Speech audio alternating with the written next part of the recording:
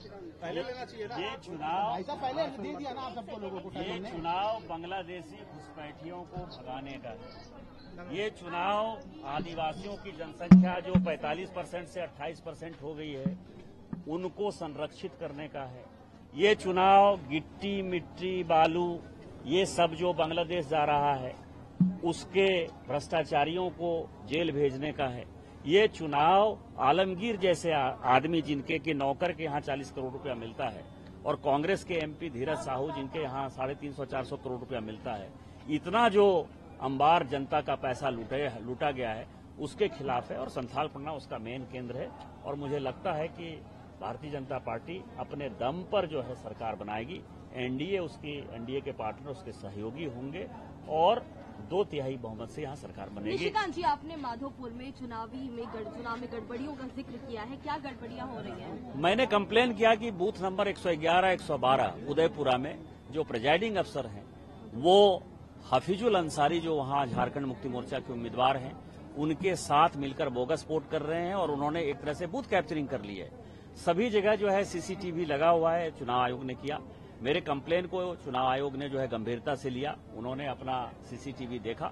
CCTV footage में ये बातें साबित हुई कि जो मैं कह रहा हूं वो सही है और यही कारण है कि जो संबंधित प्रिजाइडिंग अफसर हैं बूथ नंबर 111 के उदयपुरा में उनको गिरफ्तार कर लिया गया है। उनको हटाया नहीं गया है, गिरफ्तार कर लिया गया है। इसका मतलब यह है कि प्रशासन, जो मैं रात से कह रहा हूं कि प्रशासन जो वोट को प्रभावित करने की कोशिश कर रहा है, जगह जगह हमारे कार्यकर्ता एक्टिव हो गए हैं और इसी तरह से जो अधिकारी चुनाव के कार्य में गड़बड़ी करते हुए पाए जाएंगे सभी बर्खास्त। कल रात को भी पैसे बांटने की बात कही गई। एक जगह नहीं, महागामा में, पुड़ैया हाट में, गोड्डा में, जरमुंडी में, जामा में, मधुपुर में, सभी जगह, दुमका में, सभी जगह पैसे बांटते हुए और गुंडों के साथ जो है वो लोग नजर आए हैं। सभी की गाड़ी नंबर के साथ हमने किया है। अभी भी पुड़ैया हाट में देवदाड़ एरिया में राजू यादव, जिसके ऊपर की 15 मर्डर के चार्ज हैं, वो प्रदीप यादव के लिए बूथ लूटता हुआ नजर आ रहा था। अभी देवदाड़ में मारपीट चल रही है। जब मैं आपसे बातचीत कर रहा हूं मुझे लगता है कि ये गुंडागर्दी का अंत निश्चित है और जनता जाग चुकी है, क्योंकि जनता लड़ाई कर रही है और जनता जब सड़क पर आ जाए तो फिर चुनाव का परिणाम जो है पहले दिन से तय है। हम 2/3 बहुमत से जीत रहे हैं। पाकुड़ में फेक वोटर्स की बात की जा रही, कहा जा रहा है कि अखिल अफसर के जो लोग हैं कई बूथों पर फेक वोटिंग करा रहे हैं। उसका जो मदरसा है वो तो बांग्लादेशी घुसपैठियों का एक संरक्षक है ही ना। मैं तो हमेशा कहता हूं आप सभी पत्रकारों से करवत प्रार्थना है कि आपको बड़हरबा में जाके अखिल अख्तर का मदरसा देखना चाहिए कि वो किस लिए क्या कर रहा है।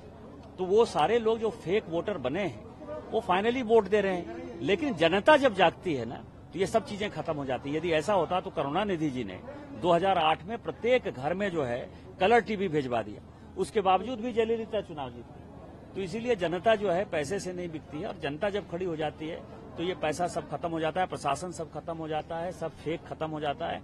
हम पूर्ण बहुमत के साथ सरकार बना रहे हैं। एक आखिरी सवाल सर, मैम तो अब तक यहाँ पे वोट करती आई है देवघर में, लेकिन देवघर में फर्स्ट टाइम आपका वोट है तो उस पर क्या कहेंगे?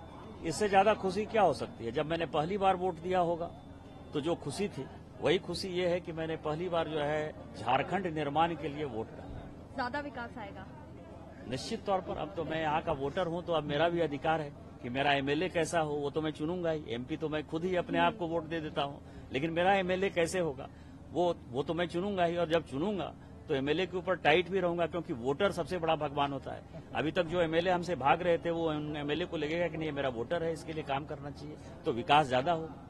Thank you sir.